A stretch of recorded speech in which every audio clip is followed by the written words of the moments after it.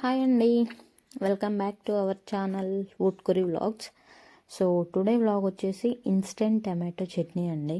So dosa కోసం అందరూ పల్లి చట్నీ ఈజ్ వెరీ కామన్ కదా, అందరు ఎక్కువ తింటూ ఉంటారు. సో మాకైతే చాలా బోర్ కొట్టేసింది, అలానే రోజు దోశ ఏం తినము. సో అప్పుడప్పుడు తిన్న బోర్ అనిపించి ఈరోజు టమాటో చట్నీ ప్లాన్ చేసుకున్నాము. సో అత్తయ్య గారు ఎందుకు చేస్తున్నారు అంటే, సో నాకైతే అంత టేస్ట్ రాదు. సో అత్తయ్య గారు చాలా బాగా చేస్తారు, అందుకని వీడియో షూట్ చేసుకుంటున్నాను. ఎప్పుడైనా నేను చేయాలి అంటే ఇదే వీడియో చూసి మళ్ళీ చేసుకోవచ్చు కదా అని చెప్పేసి షూట్ చేసుకుంటున్నాను. సో దీనికోసం 4 నుంచి 5 టమాటోస్ తీసుకొని మంచిగా వాష్ చేసుకోవాలండి. ఇప్పుడున్న కెమికల్కి అసలు పైనే కనిపిస్తుంది లేయర్ లాగా. సో కొంచెం ఎక్కువసేపే వాష్ చేసుకొని సో అన్నీ నీట్గా కట్ చేసేసుకోవాలి. అన్నీ కట్ చేసుకున్న తర్వాత ఒక ప్యాన్ తీసుకొని కొంచెం ఆయిల్లో సో కొన్ని పల్లీలు, కొన్ని జీరా అండ్ కొన్ని ధనియాలు, సో కొంతమంది నువ్వులు కూడా యాడ్ చేసుకుంటారు. సో నువ్వులు అంత టేస్ట్ అనిపించక మేమైతే అవి స్కిప్ చేసాము. సో కొంచెం ఆయిల్ వేసి ఒక 2 to 3 minutes మంచిగా ఫ్రై చేసుకొని తీసి పక్కన పెట్టుకుందాము. సో కొంతమంది చిల్లీ పౌడర్ యాడ్ చేస్తారు. సో చిల్లీ పౌడర్ కూడా మనకు అంత టేస్ట్ అనిపించక అది కూడా స్కిప్ చేసి మేము చిల్లీసే వాడుతున్నాము. సో ఇవన్నీ తీసి పక్కన పెట్టుకున్న తర్వాత అదే ప్యాన్లో కొంచెం చిల్లీస్, సో చిల్లీస్ ఎందుకు ఇలా కట్ చేసాము అంటే అవి అలాగే వేసేసామనుకో సో ఇలా పేలుతూ ఉంటాయి, ఆయిల్లో ఫ్రై అవుతూ ఉంటాయి కదా. సో హ్యాండ్స్ పైన, ఫేస్ పైన పడుతూ ఉంటాయి. సో ఇలాంటివి ఇగ్నోర్ చేయడం కోసం కొంచెం కాట్లు పెట్టుకోవడం కానీ కట్ చేసుకోవడం లాంటివి చేసి ఫ్రై చేసుకుంటే మంచిగా ఉంటుంది. సో తీసి పక్కన పెట్టుకుందాము.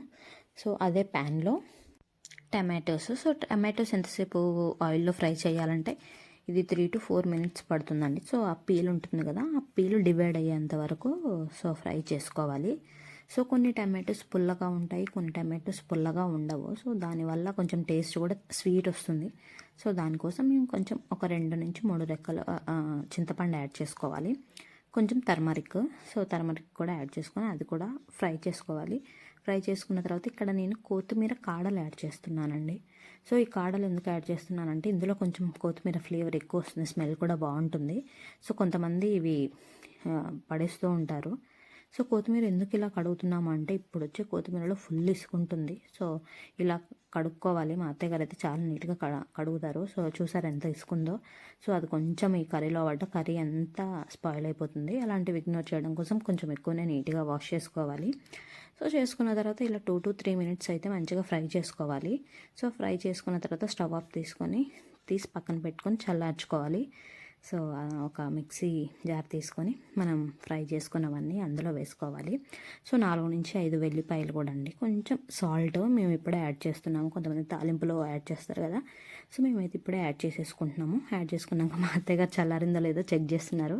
ఇవి బెస్ట్ ప్రాక్టీసెస్ అంటారు కదా. సో మనమైతే వేడి వేసేసి మిక్సీ చేసేస్తాము, దానివల్ల మిక్సీ కూడా ఖరాబ్ అవుతూ ఉంటుంది. సో ఇలా చల్లారిన తర్వాత వేసి కొన్ని వాటర్ కూడా యాడ్ చేయాలి. వాటర్ యాడ్ చేసుకున్న తర్వాత మిక్సీ చేసేసుకోవాలి.